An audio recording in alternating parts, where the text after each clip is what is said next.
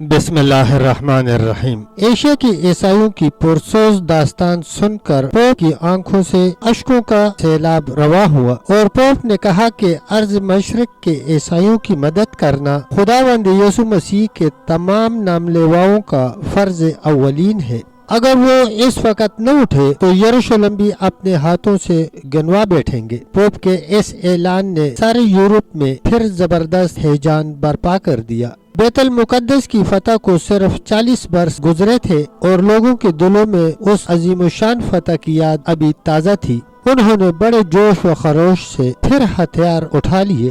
اسی زمانے میں سرزمین یورپ میں ایک پراسرار راہب نمودار ہوا جس کی مشہور کن شخصیت شعلہ بیانی اور طاقت لسانی نے سارے یورپ میں آگ لگا دی۔ یہ شخص سینٹ برنارڈ تھا جو برگنڈی کے ایک امیر کا بیٹا تھا اور 15 برس سے تارک دنیا ہو کر رہبانیت کی زندگی گزار رہا تھا۔ حالات کی ستم ظریفی دیکھیے کہ پہلی صلیبی جنگ کے شعلوں کو ہوا دینے والا اگر ایک تارک دنیا راہب پیٹر دی ہرمٹ تھا تو دوسری صلیبی جنگ پر اہل یورپ کو آمادہ کرنے والا بھی ایک تارک دنیا راہب ہی تھا۔ گویا تاریخ اپنے آپ کو دوہرا رہی تھی۔ سینٹ برنارڈ کی دھواں دار تقریروں نے یورپ میں وہی کیفیت پیدا کر دی جو گزشتہ صلیبی جنگ سے پہلے پیدا ہوئی تھی، بلکہ فی الحقیقت اس سے بھی بڑھ کر جوش پیدا ہو گیا اور ادنیٰ طبقے سے لے کر بادشاہوں تک مسلمانوں کے خلاف غیظ و غضب میں بھر گئے۔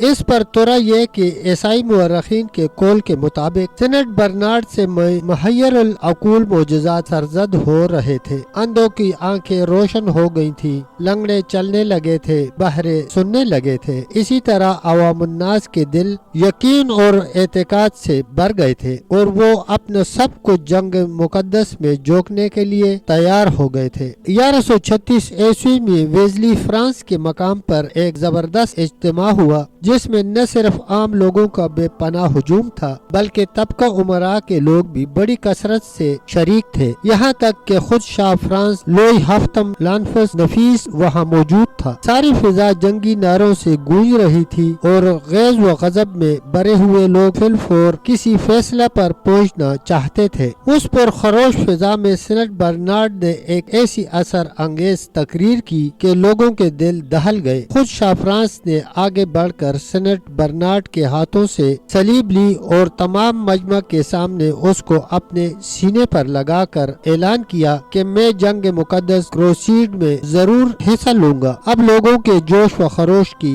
انتہا نہ رہی اور سب نے عہد کیا کہ وہ صلیب کی سربلندی کی خاطر اپنی جانیں قربان کر دیں گے۔ مچارڈ لکھتا ہے کہ ویزلی کی کانفرنس کے بعد گاؤں کے گاؤں اور شہر کے شہر خالی ہو گئے اور سوائے اپاہجوں یا بیواؤں اور یتیموں کے وہاں کوئی متنفس نظر نہیں آتا تھا۔ باقی سب لوگ صلیب برداروں میں شامل ہو گئے تھے۔ جن لوگوں نے ہتھیار اٹھانے سے گریز کیا، صلیب برداروں نے ان کو غیرت دلانے کے لیے چرنے اور تکلے بھیجے۔ ویزلی کی کانفرنس سے فارغ ہونے کے بعد سینٹ برنارڈ جرمنی گیا اور شاہ کارنٹ سوم کو جنگ مقدس میں شامل ہونے کی ترغیب دی۔ پہلے تو بادشاہ نے سرد مہری سے کام لیا، لیکن جب ایک دن سینٹ برنارڈ نے اس کے سامنے ایک انتہائی مؤثر اور دردناک تقریر کی تو اس کا دل اچھل گیا اور اس نے فوراً سینٹ برنارڈ سے صلیب لے کر جہاد مقدس میں شریک ہونے کا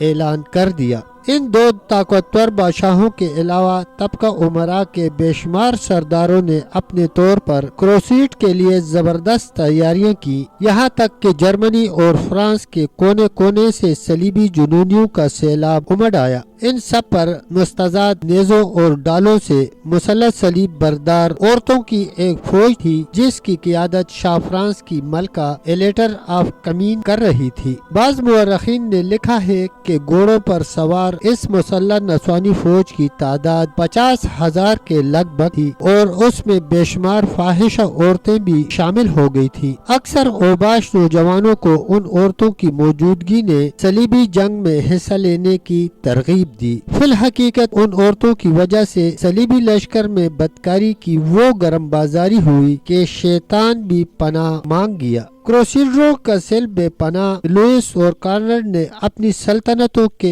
इंतजाम के लिए नायब मुकर्रर कर दिए और खुद आजमूदाकार जंगजुओं की जरार फौजें लेकर कस्तुनतुनिया की तरफ रवाना हुए। लुइस के हमरा औरतों की फौज के अलावा 1 लाख जंगजू थे और कॉनरेड के साथ इस कदर फौज थी कि मचाट के कौल के मुताबिक न तो उसको समंदर की लहरें उठा सकती थी और न उनको समाने के लिए मैदान ही मौजूद थे। अक्सर मुअर्रिखीन का अंदाजा है कि दोनों बादशाहों के झंडे के नीचे 9 लाख के करीब जंगजू थे जो शाम और फलस्तीन के ईसाइयों की मदद के जज्बा से शर्मसार थे। सलीबी लश्कर का पहला पड़ाव कुस्तुनतुनिया था। वहाँ उस वक्त शाह मैनुएल अव्वल की हुकूमत थी। वो सलीबियों की कसरत तादाद से घबरा गया, ताहम उसने हत्तल वसा उनसे अच्छा सलूक किया और हर मुमकिन इमदाद देने का यकीन दिलाया, लेकिन सलीबियों की बदमस्तियों पर कोई कहां तक काबू रखता। कुस्तुनतुनिया के यूनानी बाशिंदे